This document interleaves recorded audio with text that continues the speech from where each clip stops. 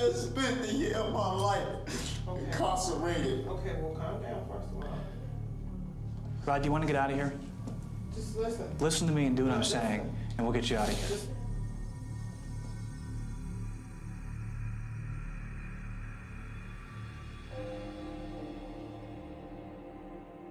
I just want to go home and be with my daughter. That's the whole thing I was supposed to do. How old is your daughter? 3. Friday, I was supposed to go to my girlfriend's house to go see my daughter. It was like 2 in the morning. Like, that's when my ride came. Cops, they was just like chilling on the end of the block. And then he tell everybody, like, get out the car. So we all get out the car, put our hands on the car. And like, he come back and he like, well, who weed is this? And he was like, you're going to jail for possession of marijuana. And I'm like, how can I go to jail for something that wasn't in my possession? You can't sit 3 people down and walk out a room and come back, a bag of weed sitting there, and you just put it on everybody. I don't know, Roger. I wasn't there, I can't tell you. Out of somebody, that's, dang. And you're telling me this is money that you've earned in 1 week, 2 weeks, or? Nah, that's money I had for like 3 weeks. I had more, I don't know what happened to it. I think when the officers ripped me off and they were slamming me on the ground. Eventually, you're gonna do right. I miss what I am doing right. I know, but you're right here with us, again. That's not my fault.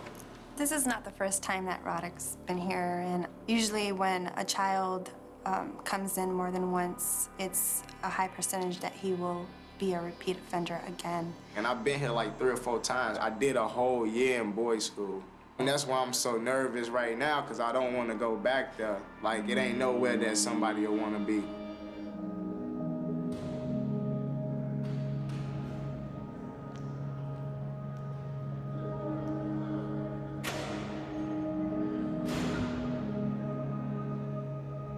Going to Indiana boys' school or girls' school is the most restrictive placement or a restrictive punishment I could give them.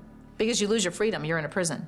It's the worst thing I can do to them. You know, some people, it takes a big problem just to really open their eyes. And that's just like for me, for instance, like I went to boys' school, you know, and it calmed me down a lot. Like if you read my reports and everything about me, like you would be like, why would he be here now and he doing so good? Like, I believe boys' school changed me. He's done so much better than in the past. He was failing his classes, that changed, grades started improving, started working, and unfortunately, when you hang around with the wrong crowd, you get blamed sometimes for things that you don't even do. The big problem is me just being here for something that I really ain't do this time. So they're picking on you? Because I'm black and I look like a thug and I wear jewelry and I got money in my pocket and they think I'm a drug dealer. That's what it is. They just think I'm a drug dealer because I look at all that, man. Come on, they think everybody's selling drugs when they black and it's not even like that. I work hard for everything that I got and everything that I accomplished. Well, it's your job to prove them wrong. That's what I do. That's why my money's still sitting there, because I got a check for every dollar that's there. No drug money. You have so much potential. You were doing so much better. You were doing really good. Yeah, but you saying it like I'm honestly like was out there like getting in trouble. Like I was just going to. I don't know what happened. I was just going. I don't know what happened. I don't know if you're out there trying to get in trouble. That's what the court system is there for, to determine whether you're guilty or innocent. The fact of the matter is that he's been here more than once. So it is hard for us to believe when they're repetitive offenders.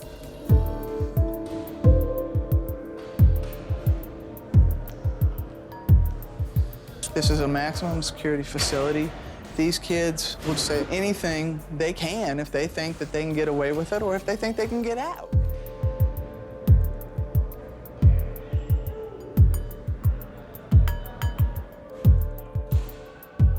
There's really no reason for us to know it. Every kid is here to be treated equally and fairly. That's up to the courts and the judges to deal with the crime aspect of it. After 26 years, you've heard so many stories. I've had so many kids tell me so many stories. And of course, there are those that seemed very genuine. Could it be a game? Definitely. I've been burned before. But there are other people in the courtroom that helped me make decisions. Say the counselor that was present, the probation officer helped me. And listening to both sides really lays out for you what each kid has done or hasn't done and the good and the bad points. I mean, at that point, you're in court and, you know, it's the end of the road here. Now it's put up or shut up. You know, you might as well just do it now and tell the truth.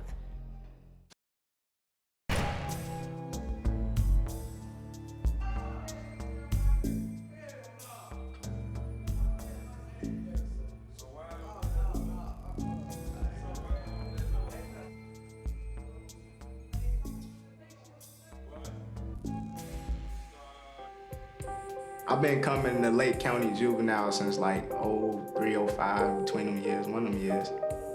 Been coming for a long time.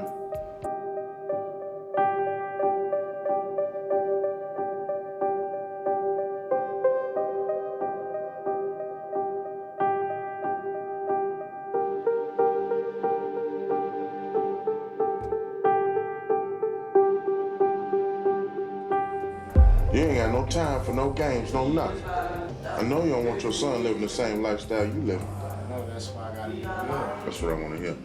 When I got out of boot camp and I found out that I was supposed to have a child, like, it changed me because like, I got something else to live for. I just can't live for like gang banging. And I was just gonna go back to school and complete this last year and get on with my life. So you wouldn't tell me you ready to leave the streets alone? Done with it. I was just at the wrong place at the wrong time. My probation officer, she told me like a couple times like I've been one of her best like people. If I was doing so good, why would I let some marijuana, you know, mess up my life? Sure. A lot of the kids that come here, they repeat offenders. And a quarter of them, you lose. They end up dead, burned up on the railroad tracks, murdered, just random gunfire. If you can change one child, then you made a difference. These are kids who've seen things and gone through things, certainly, you know, beyond what most of us have ever experienced. So what I try and do is getting the court to recognize that these are still kids, and that kids who've made mistakes, maybe more mistakes than a lot of us are used to, but they are able to learn and rehabilitate. And so my hope and goal with all of these kids is that the system works and that we get them the help that they need so they can go on and at least live a productive life. I want to spend a little bit of time right now talking to you a little bit about what happened, then more specifically about our strategies in going to court tomorrow and achieving hopefully what it is that you want, and that's getting out of here and going home. I want a lawyer, like, cause this is not fair for how you try to put something on me that's not even mine. Yeah, well, it sounds to me like what happened with you is being in the wrong place at the wrong time. That's what I see, but a lot of people not gonna see that. And you know, just because I've been in trouble before, that's not gonna help me, because I've been in trouble already. Well, that's why we're talking now. What I want to do is be able to distinguish what happened before versus all the progress that you made. And you know, now that I'm sitting here for nothing, it made me feel even worse. So like, why do I gotta go through this? Like, when you try to do something good, it's like bad things come to you and stop you from doing good things. But you know, I ain't gonna let this stop me. I'm still gonna go to school to be an electrician. You know, I'm still gonna take care of my kids, and I'm still gonna be me. All right, so the point is, they weren't your drugs. They weren't on you. You didn't know that those drugs were in the car. I didn't know they was in the car. When the police came, your buddy took off, you stayed. If I don't have anything, what's my reason to run? You know, I should have went in the house. I wanted to do that, but I'm not that type of person, you know, because I want to show people like, oh, I'm not the bad person. That's why I went back and just talked to him, but he got aggressive with me, you know, for no apparent reason. Then he thought I was an adult, you know, because I got a nice gold chain. You know, I came in here nice clothes, and he think I was a drug dealer. The number one goal that I would have for any of these kids is that they never end up in jail in the adult Department of Corrections. And that's the ultimate goal, is that these kids learn their lesson and never have to face a judge who's worried about how long do we lock this kid up for. But I'm just gonna pick myself back up. That's it. That's all I can do. Well, I don't mean to cry, but you know, okay. I'm just hurt right now. No, I mean, this is not a place you want to be, and like I say, our job is to get you out. And that's the more stuff, Rod, that you can focus on of the reasons why you shouldn't be in here and you should be out taking care of your child. Those are the things that we're going to want the court to hear about tomorrow. Well, Rod, you've convinced me that you're certainly on the right track with things. Now our job is to convince the judge tomorrow.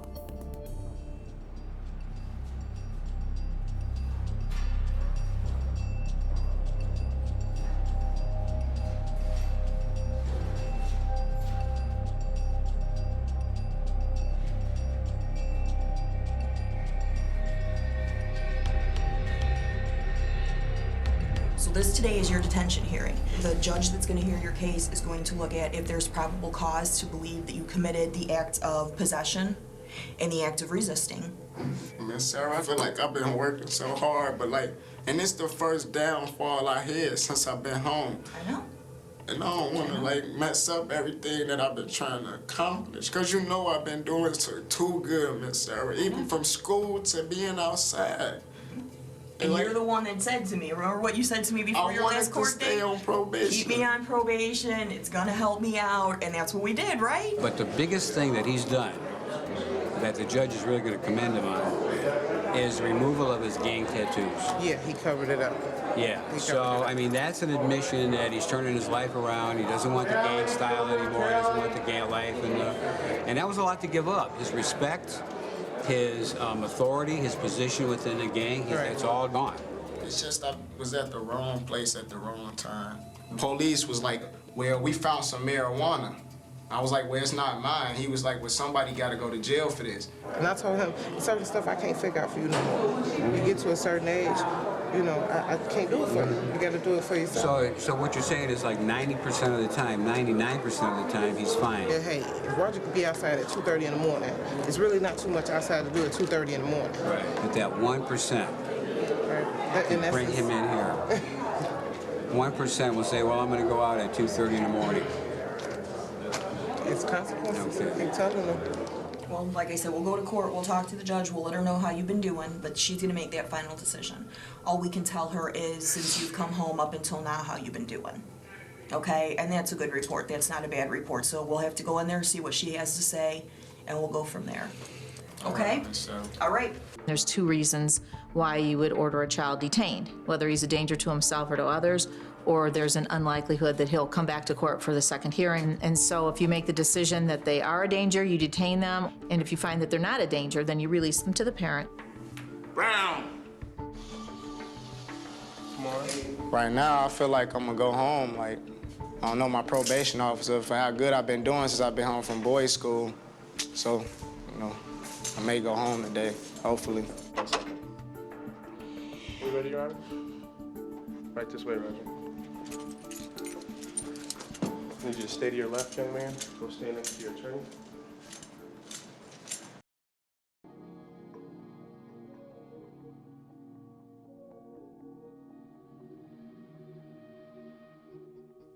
He actually asked me to stay on probation throughout the summer until his 18th birthday at his last hearing, because he felt that the extra supervision for myself and Mr. Zimbersky would really help him get through the summer to ensure that he would be able to stay on the right track. In almost 7 years, I've never had a juvenile ask me for that extra time with probation and with the therapist. They want to get off, get done, and call it a day. And Roderick actually came to me and looked me in my face and said, can you please stay with me on my case? Let me stay on probation with you so that we can get through this. Can you be more specific about the level of improvement that you've seen in the past year of working with him? He had an allegiance with a street gang, and there was a lot of respect that he got with the street gang, a lot of authority with the street gang and position. And recently, Rodrick has terminated his association by removing the tattoos on his arms, which is a measurable feat. How significant of a step is that for somebody who's been affiliated with a gang to remove the gang signs from themselves? It's a monumental step, a remarkable feat. Do you believe that it would be safe for him to be released to the care and custody of his mother? Yes, I do. Thank you. That's all the questions that I have, Judge. Rod, let's talk first about what brings you here today. You're being charged with possession of marijuana and resisting law enforcement. Are you going to cooperate with the prosecutor's office in identifying the person whose marijuana that it was? I can do that. Will you do that? I will do that, because it's not mine. I'm not going to jail for nothing that's not mine. I've been working too hard this year, sir. Too hard this year. I have improved my whole life. My mother told me a long time ago when I was in boys' school, if I ever in my life, from now to the time I'm dead, if I ever got locked up, she wasn't gonna come and see me. She wouldn't be here now. And you know, I felt that's why I know my mother believed me and she know the truth. That's why she here today. That's all I have, Judge. I have a question. Roderick, have you been having drug tests while you've been on probation? Yes, ma'am. Can you pass a drug screen today? I believe I can. What do you mean you believe you can? I believe I can. I'd do it any other time.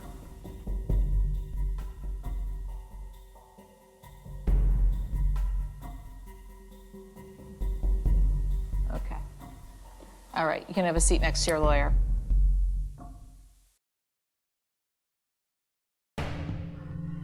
Well, I commend all the improvements that you've made in your life, and you've had a lot of people here today that have testified to that. But I wasn't quite convinced that your response to whether or not you could be clean today was, wasn't sure you were sure about it. Today what I'm going to do is order that you submit to a drug test. If he has a clean drug screen, I'm going to order that he be released on electronic home monitor. If he's dirty, then he's going to stay here. What's it gonna be? Hopefully I go home. Hopefully you go home. Did you smoke marijuana the last 30 days or not? Not that I know of. Not that you know of. Sounds like you're gonna get comfortable here now. It's either yes or no. Not that you know of. What, someone smoke marijuana to you in your sleep? I'm not worried about it completely. I'm going home.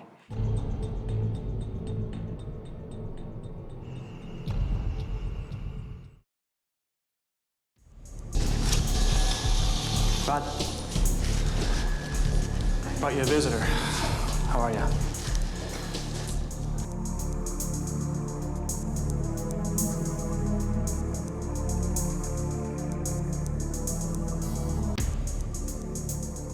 Can you pass a drug screen today?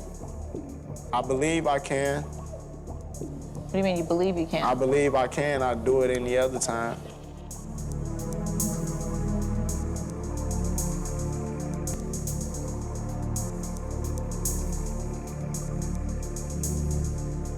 After you tested positive for marijuana, I'm working with the prosecutor to try and get some type of agreement that gets this whole thing disposed of. The prosecutor was originally recommending 120 days locked up here. Here's what.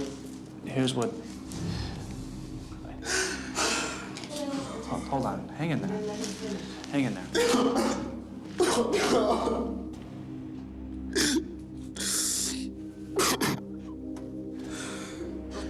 I want you to get out of here. But I don't want to be here. Y'all supposed to be helping me. Ain't nobody helping me. Nobody. Roger, calm down. I don't want to be here. I just spent the year of my life incarcerated. Okay, well, calm down first of all. Listen to what I'm telling you. Here's what she's agreed to do, and I think this is what we should do. You're charged with two things: possession of marijuana and resisting arrest. You admit the allegations of one, they'll dismiss the other, and then we can go in there and we can argue to the court whether you should be released, with time served. Y'all want me to admit to something that I ain't even do. Just listen. Listen to me, what I'm saying. I'm trying to get an agreement for you that gets you out of here. You admit to one or the other. If you don't want to admit to marijuana, deny that, they'll dismiss it. You admit to resisting arrest.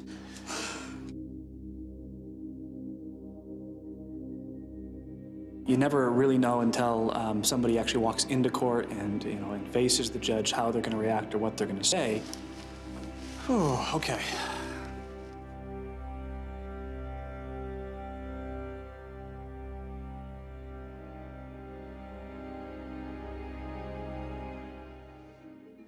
Mr. Brown, you've heard all the testimony today about what people think should happen to you. What do you want to have happen? I understand I resisted law enforcement. Me being back there in that room for 2 weeks, that really got to me. And I know I tested, positive for marijuana, but that's something I did, back in July, and I thought I was going to be clean by the time I came to court. And I know some people might say, well, just using a little bit of marijuana isn't like, shooting somebody. But at the same time, do you understand the significance of that one use of marijuana, what it had on your family and your life, and frankly, on the underlying charges that you already had pending against you? Well, I take full responsibilities for my actions, and I just feel like I let them down, like Miss Sarah and Bob, my mom. I just want to, go home and take care of my responsibilities. Roderick, do you remember Judge Bonaventura asking you about taking a drug test? Yes, ma'am. Well, didn't you say you probably should be clean, something like that? I probably should. So you were trying to put one over on the judge, right? No, I thought I was going to be clean, so that's why I didn't say yes, and that's why I didn't say no. So you were hoping you were going to get by with it? Not necessarily.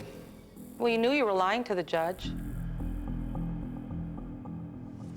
Judge, What? hold on. I'm going to object to that. He answered the question. The question the court asked was, would he pass a drug test, not did he use marijuana? I'm going to sustain the objection. No further questions, Judge. I have a couple questions for Rod. You had tattoos removed, didn't you? Yeah. And what kind of tattoos were they? I had gang tattoos, a scripture on my arm. I knew I was gonna do better in life, and now that's why I removed the gang tattoos, because I ain't want part of that life no more. Because you know the gang is not here helping me right now. Okay. Is there anything else you want to tell me today? Regardless if I go home today or 2 weeks from now, when I get out, I'm still gonna go to school, and I'm still gonna be this positive person I became, because I like the person that I became. There's a whole bunch of stuff I could say to you today, Rod. I know that it was huge for you to remove the gang tattoo, which speaks volumes to me. After doing this job for 26 years, I'm sure there's somebody out there that has, but no one that I'm aware of that's ever done that and has, you know, sat up on the stand and testified that you've done it, knowing that you're gonna go back out in the same city that you were in when you belonged to that gang and maybe take your chances of what denouncing them might do to you today. You're like this close to succeed, and you're so afraid of that it's easier for you to fail. Just think about this hearing today and all this argument about whether you're a good person or you're not. There's only really one opinion in this room right now that matters, and it's mine. And I think you are a good person, and I think you're gonna make it. And for that reason, today the court is gonna order that you serve 30 days in the Lake County Juvenile Center, and I'm gonna give you credit for the time you've served. I'm gonna release you today and order you be released to the custody of your mother. Okay. May I hug Miss Bobson-Bursky and Miss Sure. Sarah Essen? If they wanna hug you, you can hug them. I'm not going to make that request. Thanks, Bob. This is my first You time like me ever now, hugging you, Miss huh? I Sarah. know. You know, even though he did test dirty for marijuana and he was arrested, I don't want that to wipe away all the good he's done over the past year, which for somebody like Roderick is just enormous. It's the last time I see you, Miss Jamie. That's a good thing. I made 18 tomorrow. Excellent. However, don't let me read about you in the paper. He was locked up for 2 weeks. He paid the price for coming here with a dirty drug screen. I think he got that message. And he needed today somebody to say to him, I believe in you, and I just felt it was the right time to convey that message to him.